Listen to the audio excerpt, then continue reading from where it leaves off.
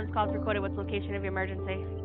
A kid just got hit on Route 18. Okay, was he in a He's car? hurt. He's Okay, really so bad. he was on foot. It's a pedestrian versus a car? Yeah. How roughly? He's on the ground. He's not walking. Oh my God. Okay, I'm in the parking lot. Vincent. There's a lot of people Is anybody checking on him right now? here. Yeah, we're all. There's a few people here. Sorry, Oh, I'm shaking. I'm nervous. He's really hurt. That's okay. Is he bleeding from anywhere? Yeah, he's really bad. He's really, really, really bad. There's an ambulance here right now.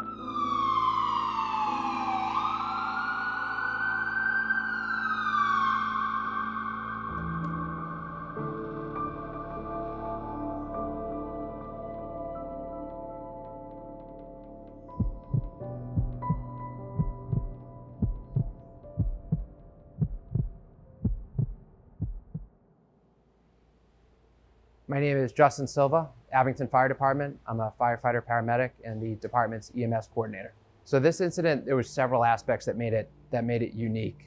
The call came in about 5:30 in the afternoon, and the patient was injured almost on the fire station's property. And there was an ambulance returning to the fire station at that time. And so they were only less than 100 yards away from the patient when the incident happened. So they were on top of them almost immediately. It was quickly recognized that this was a complex trauma patient who was going to need services at a level 1 trauma center in Boston, and possibly even a field transfusion of whole blood, which is something that the Canton Fire Department offers. We notified the Canton Fire Department to intercept with us. We ended up meeting up with them and provided excellent care for this patient. He did receive a field transfusion of 1 unit of whole blood. And we completed that case, brought him into BMC, and he made a remarkable recovery, and we're very proud of the work that we did. We're very fortunate at this department. I think we have some excellent paramedics, and there were numerous excellent paramedics working that evening. We have some of the most cutting-edge equipment in the county, including an ultrasound program that we're doing at Abington. It's very unique. It's artificial intelligence guided ultrasound, and that was equipment that we utilized this evening to assess this patient and make some of our determinations on destination and care. And we're very fortunate to have an intense amount of support from the community to do this work and to do it well. Looking at this incident, the outcome tells the story, right? I think when you look at an incident such as this, everything lined up perfectly. You have a patient that is alive now because of what happened, where it happened, time of day it happened, and the resources that were brought to bear to make sure that this patient did have a good outcome. From the trauma care, the first-class trauma care they received on scene from Abington's paramedics, to the transport, to the interception with the blood truck that is vital to everything we do in the trauma world if we're not near the greater metropolitan Boston area. My name is Leo Reardon. I'm the EMS coordinator and the Field Transfusion Paramedic Program Director for the Canton Fire Department. The Field Transfusion Paramedic Program, or the Mobile Blood Program, is a program that started about 2 years ago in March of 2024, designed to bring units of whole blood out to the scene of traumatic injuries. What this does is it allows us to bring life-saving care to the point of wounding for patients that otherwise may not survive the trip to the hospital.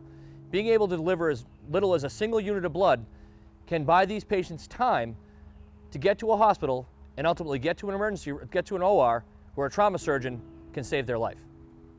Boston Medical Center's trauma program, it's one of the best in the world. It is intensely professional, and they somehow managed to balance that professionalism with a humility that is just as intense. I could illustrate that point. Imagine bringing the patient into the trauma hospital. You're coming through the double doors, the patient's on your stretcher, and you're coming into this trauma room, and it's shoulder to shoulder. There's a dozen people in there, nurses, doctors, anesthesia, and you're bringing this patient in there, your heart rate's up, and the trauma attending, he's gonna quiet the entire room, and he's gonna ask the paramedic to tell our story about what we did for this patient and what happened. And it's, after a giving report, I like to kind of sit back in the room and watch the trauma team go to work. And when you watch them do their work, that's when it hits you. You're at a Boston trauma hospital, and they are the best in the world. To the care this individual received at Boston Medical Center, I think the system works. We make the system work. This didn't happen overnight, right? We're always improving. I think one of the biggest things in the fire service, we're always evolving, and whatever that is, whether it be from the years ago, from what you were doing in the field to now with a blood truck to give whole blood. This has all happened through the years that data and research has shown through the Boston Medical Center what they've been able to do in the community to make sure we have better outcomes with trauma patients, in first class as far as I'm concerned. When a firefighter, a fire officer, a fire chief makes a decision, so many times they're making decisions for an outcome with 10% of the information that they need. But decision making is why we're in these jobs we're in.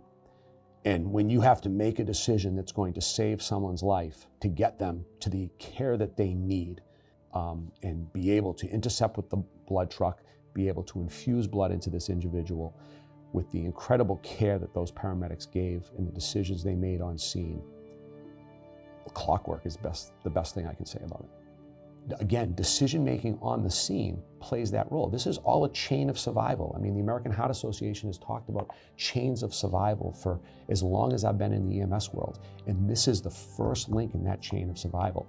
And when you have paramedics on scene that are experienced, that are making good decisions, look at the outcome.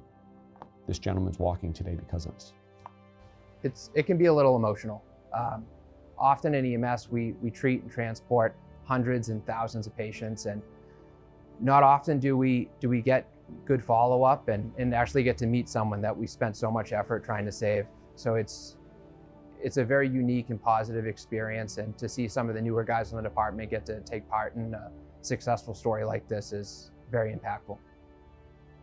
In this business, you know, we see patients every single day, and you can help a lot of people, but it's not often that you can really truly say that you save someone's life. A lot of times we're buying people time for the surgeons or the doctors or whatever to save someone's life. This is truly the first intervention where I can honestly say that we literally saved a life.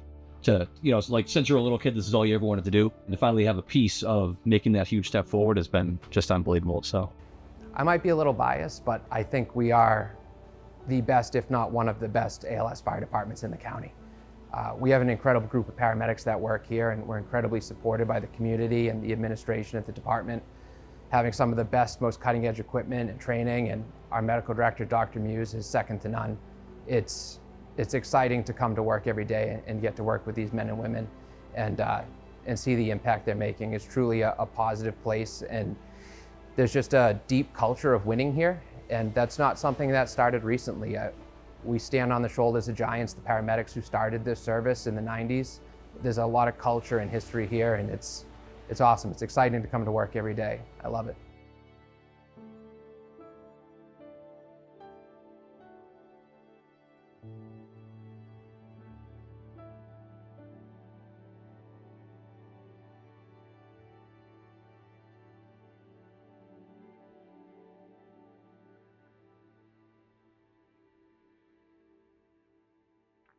Hello, I'm Jack Glynn. I'm the Abington Fire Chief.